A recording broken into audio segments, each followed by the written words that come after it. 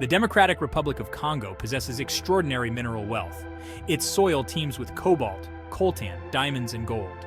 These resources are essential for our modern world, powering everything from smartphones to electric cars.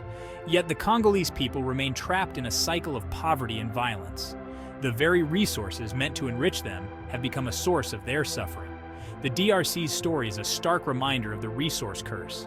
This phenomenon describes how countries abundant in natural resources often experience conflict and corruption. Instead of prosperity, these nations face instability and exploitation. This is tragically evident in the DRC. The pursuit of its mineral wealth fuels armed groups, perpetuates human rights abuses, and robs the Congolese people of their future. The fight for control of the DRC's minerals is a key driver of the country's long-running conflict. Armed groups, both domestic and foreign, battle for control of mines and smuggling routes. These groups profit immensely from the illegal trade of these valuable resources. They use these profits to buy weapons, recruit fighters, and further destabilize the region. This violence has devastating consequences for civilians.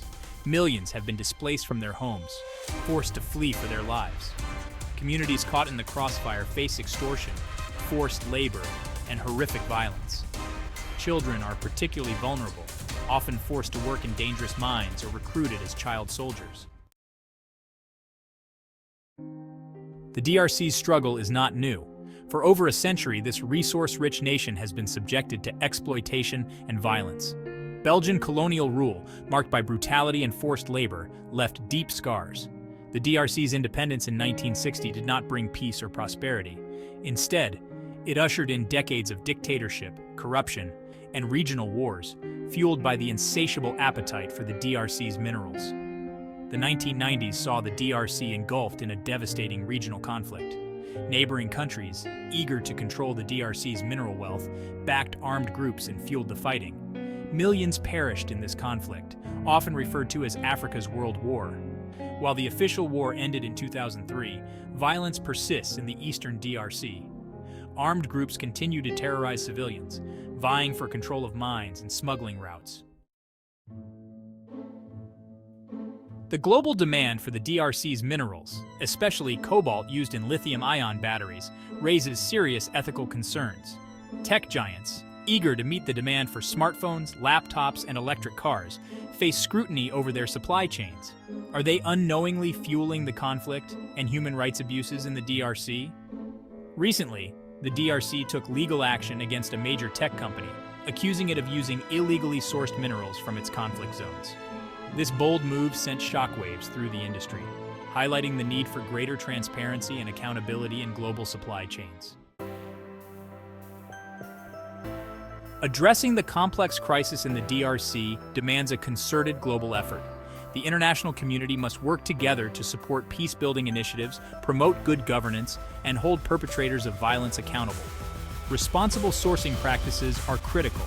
Companies must ensure their supply chains are free from conflict minerals. This requires due diligence, transparency, and collaboration with civil society organizations working on the ground. Consumers also have a role to play. By demanding ethically sourced products, they can push companies to act responsibly. There is hope for the DRC. By working together, we can help the Congolese people break free from the cycle of violence and poverty. Here are some key steps. Support peacekeeping and diplomacy. The UN peacekeeping mission in the DRC plays a vital role in protecting civilians and stabilizing the country. Increased international support for this mission is crucial. Combat illegal mining and smuggling. Disrupting the flow of illicit funds to armed groups is essential. This requires strengthening border controls, improving law enforcement, and addressing corruption. Empower local communities. Supporting community-based initiatives that promote sustainable livelihoods and environmental protection can help break the cycle of dependence on conflict minerals. Invest in education and economic development. Providing opportunities for young people is crucial to building a more peaceful and prosperous future for the DRC. The DRC's story is a stark reminder that natural resources can be both a blessing and a curse. It is time for the international community to come together and help the Congolese people harness their mineral wealth for peace, prosperity, and a brighter future.